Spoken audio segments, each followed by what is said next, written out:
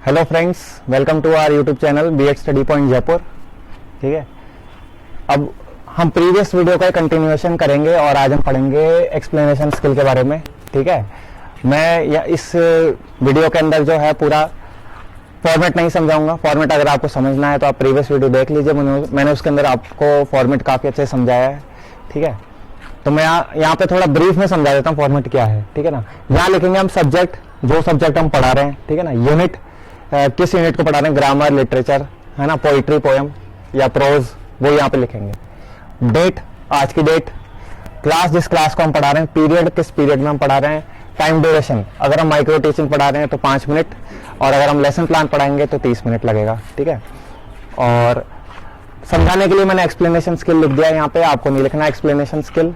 ठीक है, यहाँ टॉपिक, टॉपिक का नाम लिखना है, टॉपिक अंडरलाइन करना है। ठीक है, इधर लिखना है पीपल्स टीचर एक्टिविटी और इधर लिखना है आपको स्टूडेंट्स एक्टिविटी। ठीक है, और एक्सप्लेनेशन स्किल में बेसिकली होता क्या है, जैसे मैंने टॉपिक लिया है आर्टिकल्स। ठीक है, तो आर्टिकल्स का जो ये पूरा मैटर है मैंने आपको यहाँ पे समझाने के लिए लिखा है, आपको पूरा याद करके वहां पे आपको बोलना पड़ेगा बच्चों के सामने और उनको समझाना पड़ेगा क्लियरली। ठीक है, और इधर जो है वो आएगा students will listen and try to understand the topic carefully. ठीक है ना, अब ये जो चीज है आपको, ये पूरी जो चीज है यहाँ पे जो लिख रखी है मैंने, ऐसे कैसे आपको डायरी में उतारनी है। ठीक है ना, ये तो मैंने समझाने के लिए आपको यहाँ पे जो है यहाँ पे लिखा है। बोर्ड पे क्या लिखा जाएगा, बोर्ड पे जो है हम इसके बाद जो क्वेश्चंस पूछेंगे वो यहाँ पे हम बोर्ड पे लिखेंगे। ठीक है ना, और उसके आंसर्स भी हम यहाँ पे लिखेंगे। ठीक है ना, वो बोर्ड पे लिखा जाएगा। ये जो मैटर है जो अभी लिख रखा है ये आपको डायरी में उतारना है, ये मैंने आपको समझाने के लिए जो है यहाँ पे ऐसा लिखा है। ठीक है, चलिए शुरू करते हैं। Articles, articles are determiners and point out the noun and are always placed before the noun. ठीक है ना, आर्टिकल्स डिटर्मिनर्स होते हैं। ठीक है ना, और ऐसे शब्द कहलाते हैं जो कि नाउन से पहले जो है रखे जाते हैं, और बेसिकली नाउन को, किसी भी सेंटेंस में नाउन को पता करने का जो है सबसे जो जिसका जो सहारा लिया जाता है, जिसकी जो हेल्प ली जाती है वो है आर्टिकल्स। ठीक है ना, टाइप्स, फर्स्ट इनडिफाइनाइट नाउन। ठीक है ना, फर्स्ट टाइप इसका इनडिफाइनाइट नाउन है ना। बेसिकली इनडिफाइनाइट नाउन में आता है कि हमें क्वांटिटी नहीं पता होती, या कोई एक पर्टिकुलर थिंग को जो है, किसी एक पर्टिकुलर ऑब्जेक्ट या किसी एक पर्टिकुलर पर्सन को जो है हम यहाँ पे पॉइंट आउट करके जो है किसी को बोलते नहीं है, तो वो इनडिफाइनाइट नाउन कहलाता है। इसमें आता है ए और एन। ठीक है ना, सेकेंड है डिफाइनाइट नाउन। डिफाइनाइट नाउन में आता है द। डिफाइनाइट नाउन क्या होता है, डिफाइनाइट नाउन ऐसे नाउन होते हैं जो बेसिकली किसी पर्टिकुलर पर्सन या ऑब्जेक्ट को पॉइंट करके हम बोलते हैं। ठीक है ना, वो डिफाइनाइट नाउन कहलाते हैं। इसका यूजेस देख लेते हैं। फर्स्ट है a, used with a noun beginning with consonant sounds, example a bag.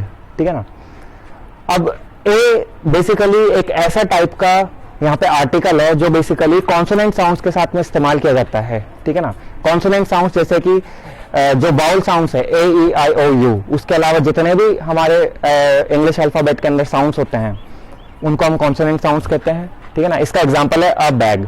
अब बैग जो है ये कॉन्सोनेंट साउंड है, बी से शुरू हो रहा है और साउंड भी बी की दे रहा है, हम ए लगाएंगे इसके आगे। ठीक है, दूसरा है an, used with nouns beginning with vowel sounds, example an apple. ठीक है ना, अब एन, एन बेसिकली एक ऐसा आर्टिकल है जो हम ऐसे शब्दों के आगे इस्तेमाल करते हैं जो हमें वाउल साउंड देते हैं। ठीक है ना, और वाउल साउंड बेसिकली इसकी क्या है, ए ई आई ओ यू, है ना, ये वाउल साउंड होती है। इसका एग्जांपल है एन एप्पल।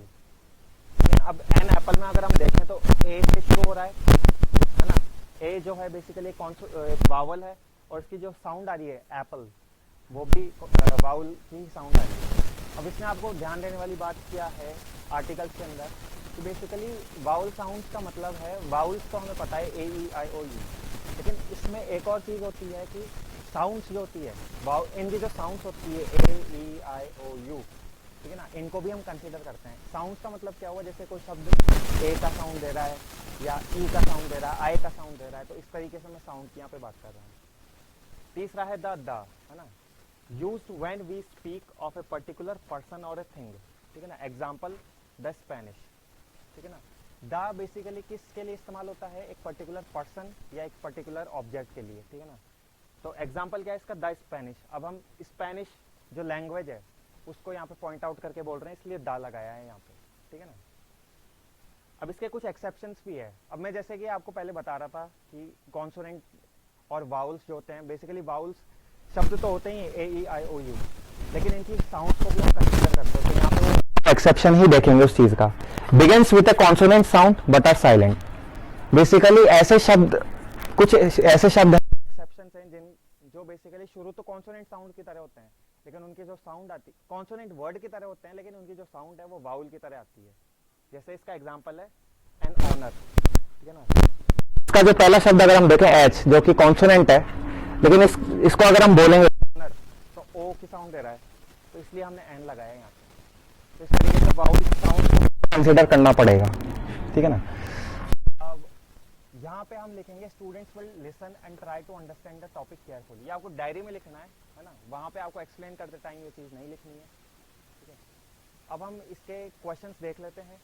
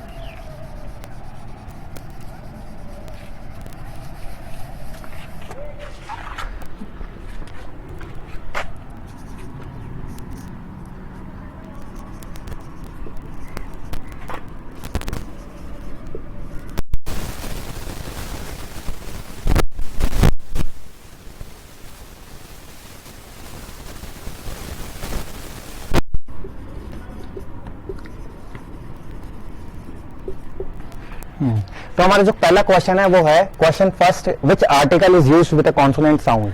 तो इसका जो आंसर आएगा वो है ए, ठीक है ना।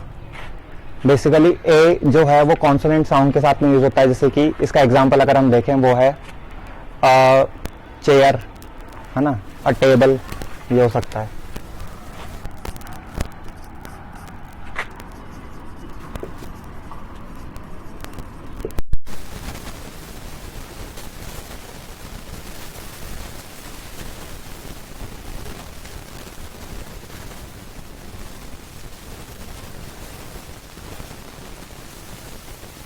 जो सेकंड क्वेश्चन है हमारा वो है question second, which article is used with a vowel sound, ठीक है ना। तो बेसिकली ऐसे कौन से आर्टिकल होते हैं जो कि बाउल साउंड के साथ इस्तेमाल होते हैं, तो उसका आंसर आएगा एन, ठीक है ना।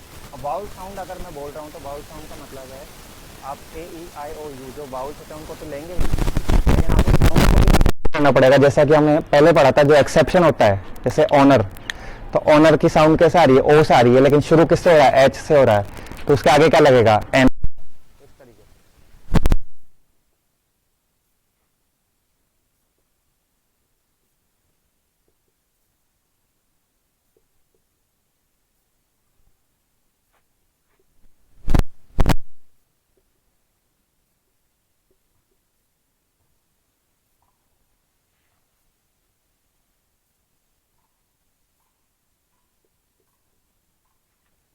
हमारा जो थर्ड क्वेश्चन है वो है question third, which article is used for a particular person और एन ऑब्जेक्ट। ऐसा कौन सा आर्टिकल होता है जो एक पर्टिकुलर पर्सन या फिर एक ऑब्जेक्ट के लिए इस्तेमाल किया जाता है, ठीक है ना। तो इसका आंसर आएगा द।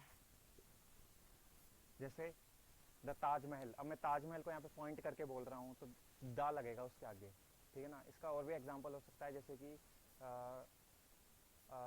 द रेड फोर्ट, है ना, रेड फोर्ट के लिए बोल रहा हूँ, इस तरीके से। बेसिकली दा का इस्तेमाल जो है वो कई जगह होता है ना। दा एक फेमस पर्सनैलिटी या फेमस जो चीज़ें होती है उनके लिए भी इस्तेमाल होता है। दा यूनिवर्सल जो ट्रूथ होता है, जैसे कि the sun rises in the east, सूरज हमेशा जो है ईस्ट डायरेक्शन में ही उगता है। तो इस तरीके से जो है ये कुछ जो कंडीशन है इनके अंदर भी दा का इस्तेमाल होता है, ठीक है ना। और द पर्टिकुलर ऑब्जेक्ट और द पर्टिकुलर पर्सन के लिए भी यूज़ होता है। बेसिकली हम अगर किसी को पॉइंट करके बोलते हैं तो उसके लिए भी दा यूज़ होता है। तो इस तरीके से जो है हमारा जो आज का टॉपिक है आर्टिकल वो कंक्लूड होता है, ठीक है। तो आई होप फ्रेंड्स आपको जो है ये टॉपिक समझ में आ गया होगा। आपको ये वीडियो पसंद आया है तो हमारे चैनल को सब्सक्राइब करें, हमारे वीडियो को लाइक करें और इसे शेयर भी करें।